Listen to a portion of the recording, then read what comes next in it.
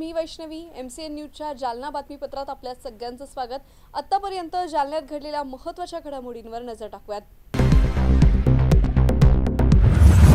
या बातमीपत्राचे प्रायोजक आहेत संजीवनी मल्टी स्पेशालिटी हॉस्पिटल, आपल्या आरोग्याची संजीवनी, the skill to heal, the speed to care.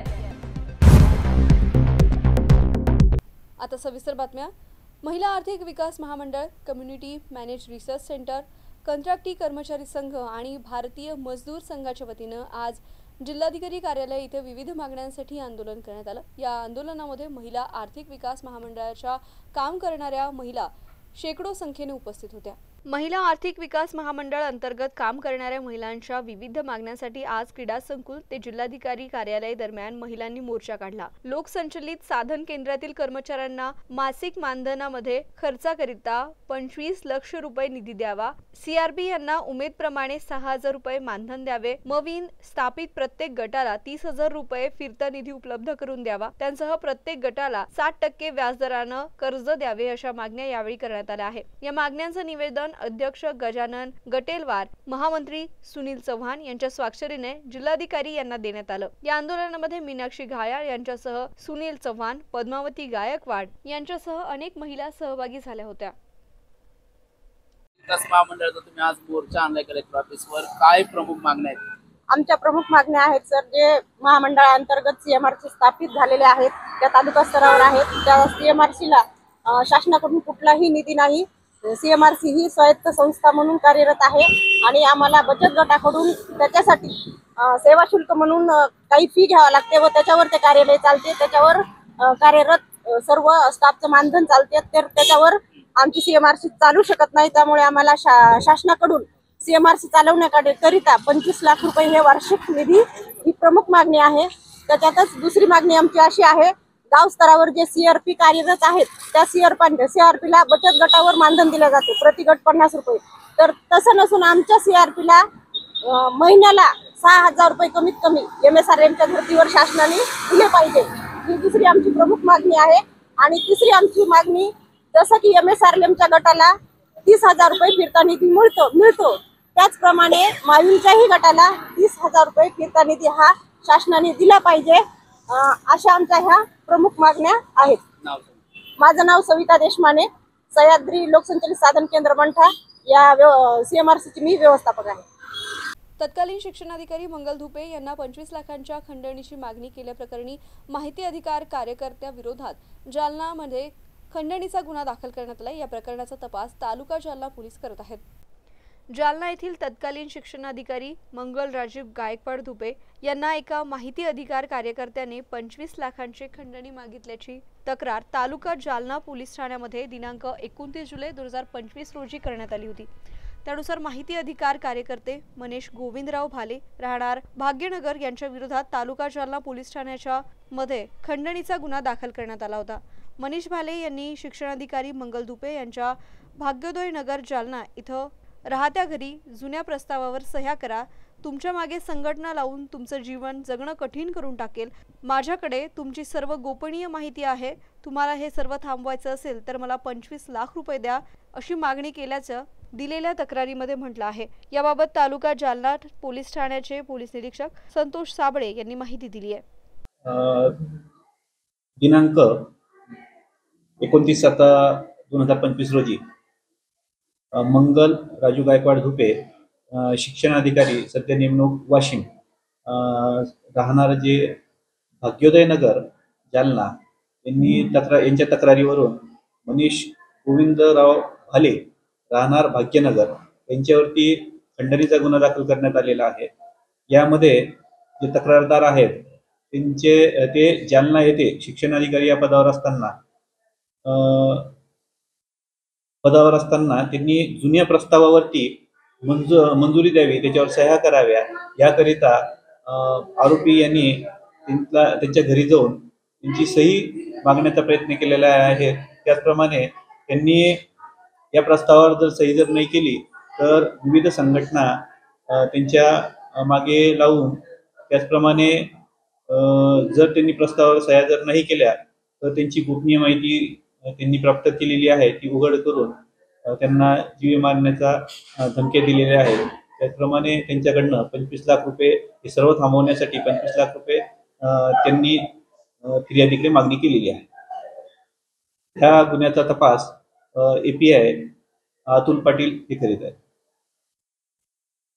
पिवळा बंगला परिसरामध्ये शेकडो रहिवाशांनी जिल्हाधिकारी कार्यालय इथे भेट घेत उद्योजक पंकज ब्रिज मोहन लड्डा यांच्या जातीयवाचक शिवीगाळ केल्याच्या तक्रारीवरून या प्रकरणात अॅट्रॉसिटी ॲक्टनुसार गुन्हा दाखल करण्याची मागणी केली आहे. ही मागणी जिल्हाधिकारी कार्यालयाकडे करण्यात आली आहे. जालना शहरातील पिवळा बंगला परिसरातील शेकडो रहिवाशांनी आज जालना जिल्हाधिकारी श्रीकृष्ण पांचाळ यांची भेट घेत निवेदन देऊन मागणी केली आहे. त्यांच्या परिसरामध्ये 1 ते 2 महिन्यांपूर्वी सर्वोच्च न्यायालयाच्या आदेशावरून अतिक्रमण काढण्यात आले आणि या रहिवाशांना बेघर करण्यात आले.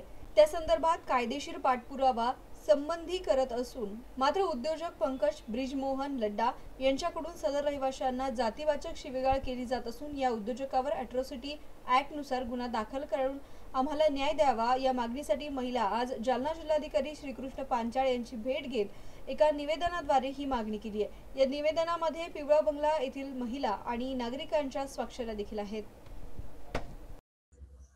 आम्ही पोलीस स्टेशन मध्ये सगळं निवेदन दिलं. आमच्या घरात तोडण्यात आलते. 8 पिढीचे घर होते आमचे. आम्हाला जातीवाद लड्डा हमेशा करीत होता. तरी आम्ही तिथंच राहत होतो. ते म्हणायचं माझे घर आहे धेड माग माझ्या शेजारी पाहिजे नाही. तरी बी आम्ही राहायचो. आम्ही गरीब होतो. माणसं म्हणायचं जाऊ दे आमची 7 पिढी मेली तरी आम्ही तिथंच राहायचो. तो येऊन जाऊन म्हणायचं तुम धेड माग माझ्या शेजारी पाहिजे नाही, मैं तुमको रन देऊंगा नाही. तरी आम्ही राहायचो. त्यांनी आम्हाला ना सांगता बेघर केलं. घरात तोडले. आम्हाला रोडवर काढलं. तरी आम्ही रोडवर आहे. झोपडी टाकून तिथं राहायला लागलो. आज महिना झाले घर तोडून. आमचे लेकरं बाळ पावसात आहेत. साप निघलाय घरात तरी आम्ही रोडला आहेत. तर तिथं झोपडीपाशी येऊन म्हणला धेडबांग तुम नहीं सुधरेंगे, तुमको कितनी बार बोलता मगर तुम सुधरेंगे नहीं. तुम धेडबांग मेरे पास आतेच रहे रे. तुम धेडबांग मेरे पास तुम्हाला हकालं तर तुम्ही यायचं लागले. तर मला कलेक्टर साहेबांनी न्याय द्यावा नाही तर मी आत्मगिरण औरंगाबादला संभाजीनगरला करेन. काय नाव तुमचं? गंगाबाई प्रकाश पाटोळे, राहणार पिवळा बंगला तळरेजानगर. मी निवेदन देत आहे की हे माझ्याकडे आलेले होते. त्रिशक्ती महिला आघाडी भीम आर्मी माझी संघटना, मी जिल्हा अध्यक्ष. कारण यांच्यावर अत्याचार खूप झालेला आहे, अन्याय. कारण हे वारंवार पोलीस स्टेशनला गेले. त्या लड्डा साहेब त्यानं काय केलं, यांना जातीवाद केलं. जातीवाद करून शिवीगाळी दिली. मार मांग धेड मांग तुम सुधरेंगे नाही असे म्हणले. पण माझी एकच इच्छा आहे कलेक्टर साहेबाला की कलेक्टर साहेबांनी याच्यावर न्याय देऊ, याच्यावर कारवाई करून त्याला बरोबर अटक केलं पाहिजे. आणि धेड मांग म्हणलं ते अटक झाला पाहिजे. आणि त्याला इतकी अटक झाली पाहिजे. असा धेड मांग कोणी म्हणू शकत नाही, कोणी बोट करू शकत नाही. गरीब असला का ते धेड मांग आहे का? तुम्ही पैशावाले तुम्ही काही बोलू शकता. पोलीस स्टेशनला गेलं, पोलीस स्टेशनने यांचा गुन्हा घेतला. असं नाही की नाही घेतला, धेड मांग म्हणले म्हणून गुन्हा घेतला. पण त्याच्यावर गुन्हा दाखल केलेला नाही. कारण पोलीस स्टेशनची मला काही माहित नाही. त्या लड्डाची आणि पोलीस स्टेशनची काय झालेली मी बघत ते मला त्याच्यावर काही माहित नाही. हे माझ्या संघटनाकडे आले, मी यायला न्याय देणार वारंवार. अगर त्याला या जातीसाठी काही केलं नाही आणि त्याला अटक केलं नाही, त्याच्यावर गुन्हा दाखल नाही केला तर मी वारंवार पोलीस सरकार SP साहेबाकडे येईन, कलेक्टर ऑफिसला येईन. नाही तर येणाऱ्या 16 तारखेला येणाऱ्या आम्ही औरंगाबादला जाणार. औरंगाबादला तिथं आमचा मोर्चा राहणार आहे. या मॅडम आत्मदान करणार. आम्ही माग हटणार नाही. कारण आज कोणी बी बार धेड माग बाबासाहेबाचा कायदा आहे हा. बाबासाहेबाच्या कायद्यात बाबासाहेबांनी धेड मांग म्हणणाऱ्याला याच्यावर बंदी आणलेली. तरी धेड मांग का म्हणता? का म्हणून तुम्हाला अधिकार दिलाय का धेड मांग म्हणायचा? तुम्हाला अधिकार कोणी दिलेला आहे? कलेक्टर साहेबांनी दिला का? SP साहेबांनी दिला का? कोणी दिलाय? कोणी दिलेलं नाही ना. मग तुम्ही आम्हाला बोट का करता धेड मांग म्हणून? अरे धेड मांग आहे पण बाबासाहेबांनी ते काढलेलं आहे का? आता धेड नाही राहिलेला, बोध झालेला आहे. मांग नाही राहिलेला. ते बी मांगच आहे पण मातंग आहे. पण तुम्ही समाजावर का बोट करता? हे पोलीस, ज्या पोलिसाला खायला भेटतं पैशावाल्याकून त्यांचा केस उचलीत, गरीबाचा केस दाबीत. धेड मांग म्हणले त्याला काही वाटत नाही पोलीसवाले. पण पोलीस स्टेशन मध्ये बी तिथं पण एक ती महाराजचाच आहे, पोलिसवाला बी असला तर ते बी महाराज आणि ते बी मागाच आहे. आज मी त्या पोलिसवाला सांगत आहे की हे धेड माग म्हणलेला तुम्ही डोळे का झाकून बसलेत? हा, तुम्ही SP असो का कलेक्टर असो का कोणी असो, याच्यावर ह्या मुद्द्यावर तुम्ही गुन्हा दाखल केला पाहिजे आणि ते लड्डा आहे लड्डा, त्याला अटक केलंच पाहिजे. आणि नाही अटक केलं तर आम्ही मोर्चा पहिला कलेक्टर ऑफिस मधून औरंगाबादला मोर्चा घेऊन जाणार आयतेवर. माझा नीलाताई काकडे. जालना शहरामध्ये संजय नगर भागातील DP रोड परिसरामध्ये महानगरपालिकेच्या वतीनं अतिक्रमण मोकळे करण्यात आलंय. मुख्य रोडवर बांधण्यात आलेली घरं JCBच्या सहाय्यानं पाडण्यात आली आहे. महानगरपालिकेच्या अतिक्रमण पथकाच्या उपस्थितीमध्ये रस्ता मोकळा करण्यात आलाय. आज दुपारी 12 वाजता जालना महानगरपालिकेच्या पथकानं संजय नगर भागामध्ये अतिक्रमण हटवण्याची मोहीम हाती घेतली आहे. कारण या भागात असलेल्या DP रोड परिसरातील मुख्य सिमेंट रोडवर मागील 30 ते 40 वर्षांपासून अतिक्रमण करण्यात आले होते. चक्क मोठमोठाले स्लॅबचे घरं या मुख्य रोडवर बांधण्यात आले होते. हा रस्ता मोकळा करण्यासाठी मागील कित्येक दिवसांपासून स्थानिक रहिवाशांकडून महानगरपालिकेकडे तक्रारी प्राप्त झाल्या होत्या. या तक्रारींच्या अनुषंगानं आणि बांधण्यात येणाऱ्या सिमेंट रोडच्या कामात अडथळ्याला दूर करण्यासाठी आज हे अतिक्रमण हटवण्याची मोहीम महानगरपालिकेच्या पथकानं हाती घेतली आहे. आणि 2 JCBच्या सहाय्यानं मुख्य सिमेंट रोडवर असलेले घरं हे होत्याची नव्हते करत हा रस्ता मोकळा करण्यात आला असल्याचं आज पाहायला मिळालं. या प्रसंगी महानगरपालिकेच्या अतिक्रमण पथकातील प्रमुख पवार यांनी माहिती दिली आहे की आतापर्यंत त्यांनी 10 ते 15 घरं पाडली असून पूर्ण रस्ता मोकळा करण्याचं काम महानगरपालिकेनं हाती घेतलं आहे. यापूर्वी अतिक्रमणधारकांना नोटीस देण्यात आल्या होत्या की हा रस्ता मोकळा करून द्यावा, मात्र त्यांनी न केल्यामुळे आज रितसर मार्गानं महानगरपालिकेनं JCBच्या सहाय्यानं हे अतिक्रमण काढले आहे. या अतिक्रमण हटाव मोहिमेप्रसंगी अतिक्रमण हटाव प्रमुख पवार पंडित, स्वच्छता निरीक्षक अरुण वानखेडे, श्रवण सराटे, रावसाहेब लोखंडे, किरण प्रधान आदींची प्रामुख्याने उपस्थिती होती. सर, संजय नगर येथील काय DP रोडचं अतिक्रमण काढण्यात येते, किती घरं याच्यामध्ये निष्कासित करण्यात येतील, काय सांगाल? हा DP रोड दुःखीनगर पासून तर संजय नगरचा मुख्य रस्ता या रस्त्याला अटॅच होतो आणि या आता रस्त्याचं काम चालू आहे आणि त्याच्यामध्ये काही 10-12 घरं जे रस्त्यामध्ये आलेले आहेत DP रोडवरती, ते मिलतनगर एरियामध्ये येतात. ते मिलतनगर संजय नगर एरियाच्या, तर तिथल्या DP रोडचं ते अतिक्रमण काढणं चालू आहे. किती मनुष्यबळ वगैरे आपल्या? आमचे मनुष्यबळ 20-25 कर्मचारी, आमचे एक JCB आहे आणि आमचे SI लोक आहेत.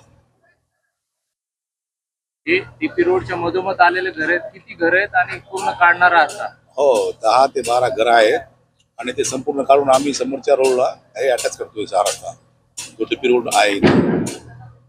बऱ्याच तक्रार होती या संदर्भात आणि विलंब पण बराच होतो. हो, यापूर्वी बऱ्याच तक्रारी होत्या नागरिकांच्या इथल्या रस्त्याच्या संदर्भामध्ये, परंतु काही कारणास्तव हा गेला थोडा डिले झाला. पण आज रोजी हे रस्त्यावरचं अतिक्रमण काढण्यात येत आहे. काय नाव सर आपलं? पंडित पवार. जालना शहरातील गेट नंबर 78 रेल्वे अंडरग्राउंड भुयारी ब्रिज मध्ये साचलेल्या पाण्याची कायमस्वरूपी विल्हेवाट आणि उपाययोजना करण्यात यावी, या मागणीचं निवेदन रेल्वे संघर्ष समितीच्या वतीनं महानगरपालिकेच्या उपायुक्त नंदा गायकवाड यांच्याकडे एका निवेदनाद्वारे करण्यात आलं आहे. जालना शहरातील railway gate number 78 underground railway भुयारी ब्रिज मध्ये सतत पावसाचे पडणारे पाणी साचत आहे. जालना महानगरपालिकेने साचलेल्या पाण्याची व्यवस्था करण्याची जबाबदारी घेतली होती, मात्र अद्यापही जमा होणाऱ्या पाण्याची विल्हेवाट न लावल्यामुळे वाहन चालक आणि पादचाऱ्यांना मोठ्या अडचणीचा सामना करावा लागत आहे. शाळकरी मुले, वृद्ध व्यक्ती आणि रुग्णवाहिका यांना देखील याचा फार त्रास सहन करावा लागतोय. अंडरग्राउंड रेल्वे भुयारी ब्रिज मधील साचलेल्या पाण्याचा निचरा होण्यासाठी कोणत्याही योग्य व्यवस्था नसल्यामुळे ही परिस्थिती वारंवार निर्माण होत आहे. या सर्व विषयास अनुसरून आज रोजी महानगरपालिकेच्या आयुक्त नंदा गायकवाड यांची भेट घेऊन जालना रेल्वे संघर्ष समितीच्या पदाधिकाऱ्यांमार्फत निवेदन सादर करण्यात आले. या निवेदनावर Subhashchandra Devidan, Firoz Ali Maulana, Ashok Mishra, doctor Radheshyam Jaiswal, Suresh Sadgure, Gendalal Jhunge, advocate DK Kulkarni, Nitin Chaudhari, Dharma Khillare, Kesar Karwa, Rajkumar Kukde आदींच्या स्वाक्षऱ्या होत्या. आज जालना रेल्वे संघर्ष समितीतर्फे आम्ही निवेदन दिले आहे की गेट नंबर 78 जे रमाबाई नगर, सत्तर नगर अंडर बायपास आहे, त्यामध्ये वारंवार पाणी जमा होत आहे. की पूल बांधताना अगोदर रेल्वे हे नगरपालिकेकडून निधी घेऊन ते काम करणार होते, परंतु त्यावेळेस आमदार होते कैलास गोरेंट्या, त्यांनी जबाबदारी घेतली होती आणि खांडेकर साहेबही त्यावेळेस होते. त्यांनी जबाबदारी घेतली होती की पाणी बाहेर काढण्याची जबाबदारी आमची आहे. म्हणून त्यांनी ते पैसे भरले नाही आणि स्वतः करून घेणार आहे म्हणून असं त्यांनी सांगितलं होतं. परंतु अद्याप ते काम झालं नाही. वारंवार तिथं पाणी जमा होत आहे. म्हणून आज आम्ही त्यांना त्यांची जबाबदारी समजून देण्यासाठी इथं आलो. त्यांनी आपली जबाबदारी स्वीकारली आणि लवकरात लवकर त्याचा तोडगा काढून तिथे माणूस नेमणार आहे आणि पंप तिथं बसवणार आहे. काय नाव आपलं? फिरोज अली, महासचिव. कर्मचाऱ्यांनी आपल्या घराप्रमाणे कार्यालय स्वच्छ ठेवावे. स्वच्छ वातावरणात मन प्रसन्न राहून काम करण्याची ऊर्जा वाढते, असं आवाहन जिल्हा परिषदेचे मुख्य कार्यकारी अधिकारी मिन्नू PM यांनी केलं आहे. जिल्हा परिषदेच्या मुख्य कार्यकारी अधिकारी मिन्नू PM यांच्यासह जिल्हा परिषदेतील अधिकारी कर्मचाऱ्यांनी आज जिल्हा परिषदेच्या परिसरामध्ये श्रमदान केले. यावेळी त्या बोलत होत्या. मिन्नू यांनी CEO पदाचा पदभार घेतल्यापासून जिल्हा परिषदेच्या इमारतीतील स्वच्छतेवर विशेष भर दिला जातोय. कार्यालयीन वातावरणामध्ये स्वच्छ आणि प्रसन्नता असेल तर मनुष्य अधिक प्रभावीपणे काम करू शकतो, यावर त्यांचा विश्वास आहे. कार्यालयातील स्वच्छतेनंतर त्यांनी आता परिसर स्वच्छतेवर लक्ष केंद्रित केले आहे. जिल्हा परिषदेतील पार्किंग या ठिकाणासह मुख्य गेट, झेंडावंदन परिसर आदी सर्व ठिकाणांचा ओला आणि सुका कचरा संकलित केला. कार्यालयीन परिसरामध्ये गोळा केलेले प्लास्टिक रोटरी क्लब जालना यांना देण्यात आलं, तर ओला कचऱ्यापासून सेंद्रिय खत निर्मिती केली जाणार आहे. आपापल्या ठिकाणचा कचरा गोळा करून त्याची व्यवस्था करण्याबाबत परिसरातील हॉटेल धारकांना त्यांनी सूचना केल्या आहेत. आगामी कालावधीमध्ये परिसरात घाण होणार नाही याची जबाबदारी हॉटेल धारकांची राहील. कार्यालयीन एकत्रितपणे श्रमदान केल्यानं जिल्हा परिषद परिसर स्वच्छ दिसत असल्यानं समाधान व्यक्त केलं जात आहे. यावेळी प्रकल्प संचालक सुनील कुमार पठारे, मुख्य वित्त व लेखा अधिकारी राजू सोळुंके, उपमुख्य कार्यकारी अधिकारी लिंबाजी बरगिरे, जिल्हा आरोग्य अधिकारी डॉक्टर जयश्री भुसारे, उपमुख्य कार्यकारी अधिकारी कोमल कोरे, शिक्षण अधिकारी संगीता भागवत, कृषी अधिकारी PB बनसावडे, कक्ष अधिकारी, सहाय्यक प्रशासन अधिकारी, कर्मचारी यांची मोठ्या संख्येने यावेळी उपस्थिती होती. यासोबतच वेळ झाली आहे जालना बातमीपत्रात इथेच थांबण्याची. पाहत रहा MCN न्यूज. नमस्कार.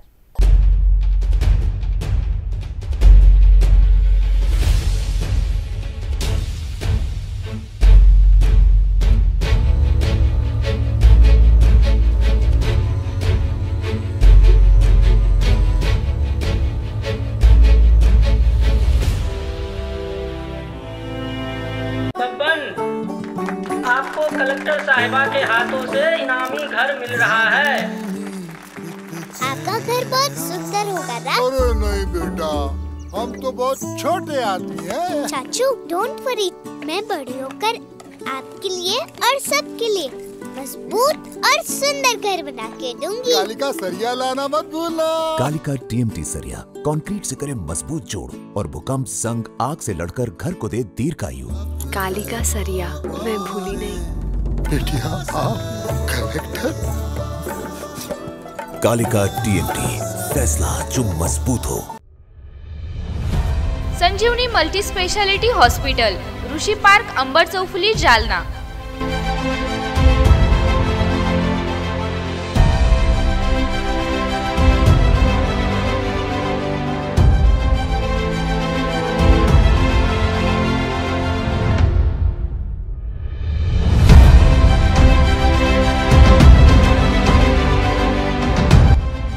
महात्मा ज्योतिबा फुले जन आरोग्य योजना आणि प्रधानमंत्री जन आरोग्य आयुष्मान भारत योजना उपलब्ध। मेडिसिन विभाग, बालरोग विभाग, स्त्रीरोग विभाग, अस्थिरोग विभाग, सर्जरी विभाग, नाक कान घसा विभाग आणि पॅथॉलॉजी विभागात काम करणारी तज्ञ डॉक्टरांची टीम। उपलब्ध सुविधा ICU, NICU, जालना शहरातील अद्ययावत Ultima of 100 with stent boost cath lab, modular operation theatre, dialysis विभाग, cardiac care unit CCU, angiography सुविधा, एंजियोप्लास्टी सुविधा, 24 तास अत्यावश्यक सेवा आणि कार्डियक ॲम्ब्युलन्स उपलब्ध। महाराष्ट्र पोलीस कुटुंब आरोग्य योजनेसह सर्व आरोग्य विमा कंपन्यांचे कॅशलेस उपचार। संजीवनी मल्टी स्पेशालिटी हॉस्पिटल, आपल्या आरोग्याची संजीवनी।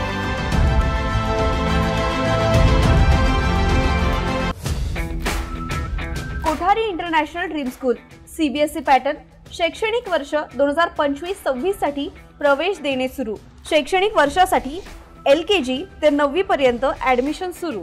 आमचे वैशिष्ट्य, जालना शहरातील पहिली हायटेक वायफाय कॅम्पस असलेली इंग्लिश शाळा, डिजिटल क्लासरूम आणि iPad सुविधा उपलब्ध, वातानुकूलित क्लासरूम बस सुविधा देखील उपलब्ध, क्षेत्र भेट आणि गेस्ट लेक्चर, विद्यार्थ्यांचा सर्वांगीण विकास, NCERTच्या धर्तीवर CBSE पॅटर्नची सुविधा उपलब्ध, अनुभवी शिक्षक वृंद, प्रशस्त क्लासरूम आणि प्रशस्त मैदान, रोबोटिक्स आणि कोडिंग यासह अनेक सुविधा विद्यार्थ्यांसाठी उपलब्ध। आपल्या मुलाच्या उज्ज्वल भविष्यासाठी एकदा अवश्य भेट द्या।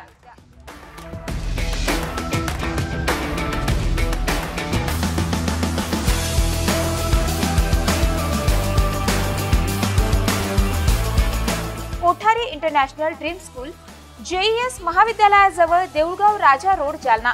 संपर्क 9673236007 किंवा 9067791007।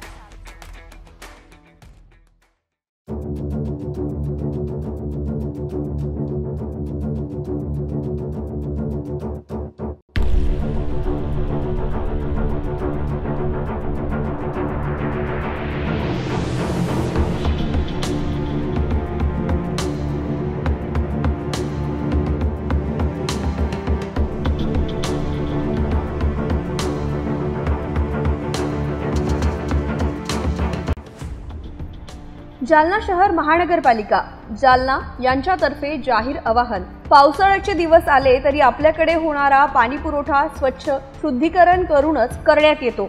आपल्याकडे नळाला आलेले पाणी स्वच्छ भांड्यात, भांडे स्वच्छ धुवून झाकून ठेवावं। आपल्याला नळ आपल्या दारात, नाली फुटलेला नसावा याबाबत काळजी घ्यावी।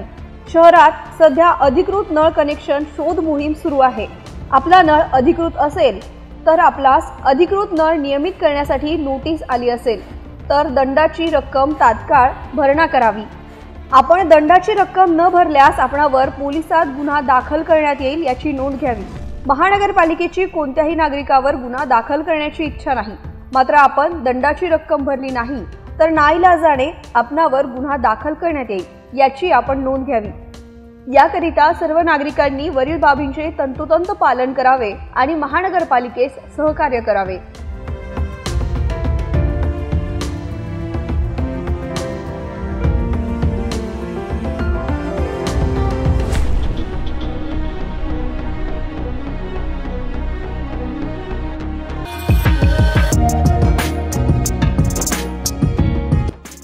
आम्ही इतिहास नव्हे तर भावी पिढीचं भविष्य घडवतो। आधुनिक लहुजी सेना जालना जिल्हा यांच्या वतीनं सादर आमंत्रण। साहित्यरत्न डॉक्टर अण्णाभाऊ साठे यांच्या 105व्या जयंतीनिमित्त प्रसिद्ध DJ आणि लेझर शोचं आमंत्रण। दिनांक 1 ऑगस्ट 2025 शुक्रवार रोजी संध्याकाळी 6 वाजता। स्थळ स्वातंत्र्य सैनिक वीर सावरकर चौक, सिंधी बाजार, जालना। कार्यक्रमाचे उद्घाटक माननीय माजी आमदार कैलासजी गोरंट्याल, प्रदेश उपाध्यक्ष काँग्रेस कमिटी महाराष्ट्र, लोकनेते माजी आमदार जालना विधानसभा आणि कार्यक्रमाचे अध्यक्ष आदरणीय नगीनाताई सोमनाथ भाऊ कांबळे, संस्थापक अध्यक्ष आधुनिक लहुजी सेना महाराष्ट्र राज्य, स्वागताध्यक्ष अक्षय भैया गोरंट्याल, युवा सम्राट जालना, अध्यक्ष गंगाधर लाखे, कार्याध्यक्ष रामभाऊ सुतार, सचिव पैलवान संतोष कांबळे, उपाध्यक्ष गणेश जाधव।